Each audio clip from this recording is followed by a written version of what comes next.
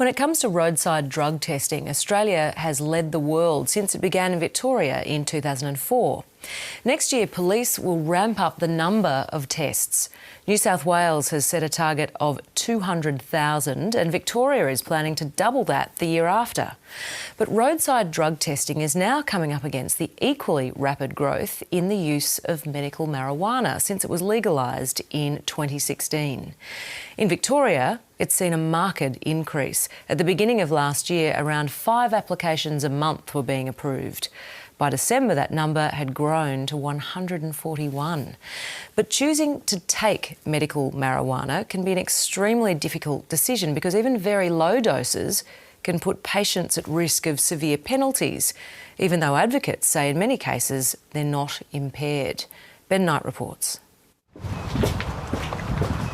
This could be the last time Josh Gatehouse ever drives a car.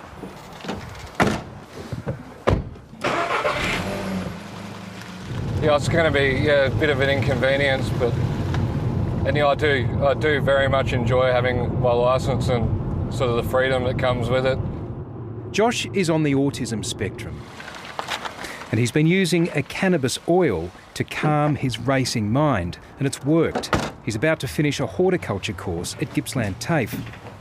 Never really felt this focused on a course in my life. I just feel like I'm finally on a path somewhere, and I've been drifting for so long. He doesn't have that terrible anxiety eating away at him all the time. So it's been a real game changer for him. It really has. And I feel like crying. But Josh's next goal is much bigger, a degree in biotech, something he could never have considered during his school years. And to do it, he wants the extra calming effect of a new prescription that will include a small dose of THC, the psychoactive ingredient in cannabis. And that means no more driving, because in Victoria, as in all Australian states, driving with any THC in your system is a criminal offence. So from now on, Josh will be taking the bus to school. Oh, it's at least 3 to 4 hours, I think, in travel, just with the actual travel and waiting between the buses. And Compared to 40 minutes drive. But for you, it's worth it? Oh, it's definitely worth it for the long run. Unlike the 0.05 limit for alcohol, with THC it's just zero tolerance, and it stays in the system a lot longer than alcohol does too. And that's why medicinal cannabis patients are told they have to wait 5 days after each dose before they can drive again. I think that they should definitely be able to drive the next day if they're having a dose at night. Karen Hitchcock says it's a trade-off that a lot of her patients just aren't prepared to make. Well, often people choose not to take the medicine, even if it is helping them, just because it results in such a huge decrease in their independence. They say, I'm just going to go back on my opiates and Valium. There are heavy penalties for being caught with THC in your saliva. In Victoria, it's a 6-month loss of licence, and that's for a first offence. But drivers are actually risking a lot more than that.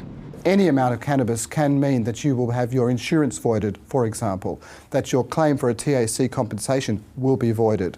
And if you injure someone else while you're driving and you have some THC in your blood, you could face criminal charges of culpable driving. And other countries have looked at this and have provided some provision for people to drive with a level of THC within their blood system. I think that we need to look at that. There's an easy fix to this, and it's just to include medicinal cannabis patients in our road safety acts. And that is to say that someone who has found to have a presence of THC is not breaking the law unless they are driving when impaired. There's no doubt that THC, like alcohol, is a road safety risk. Around 15% of driver fatalities are found to have THC in their blood, which is roughly similar to the number found over 0.05. But the growth in medicinal cannabis is raising new questions for governments. And in Victoria, road authorities have already set up a working group to look into the implications of medicinal cannabis on road safety and whether someone like Josh should be allowed behind the wheel. Do you believe that he should be able to drive? You know, people are allowed to have a small amount of alcohol and without it impairing them. I imagine that having a small amount of THC would be a similar thing, but perhaps even less of an impairment than having a small amount of alcohol. I think it's a bit crazy, really. And there's going to be a lot of people on this medication in the future.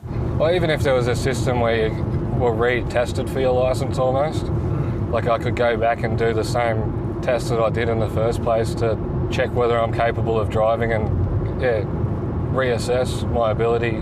But right now, something like that seems a long way down the road. Ben Knight, ABC News.